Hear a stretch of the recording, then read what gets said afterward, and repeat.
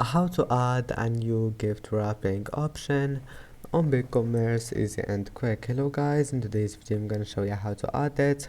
First open your browser and then once you're here click settings and then scroll down until you find the gift wrapping, and here you can add a new gift wrapping option. Just click on it and that's it. Add it,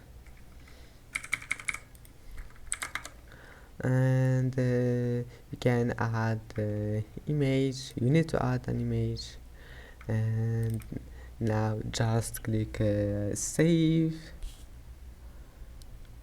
and that's it. I hope that can help you, and that's it for today's video. If you like this video, don't forget to like and don't forget to subscribe, and thank you for watching this video until the end, and see you in the next video.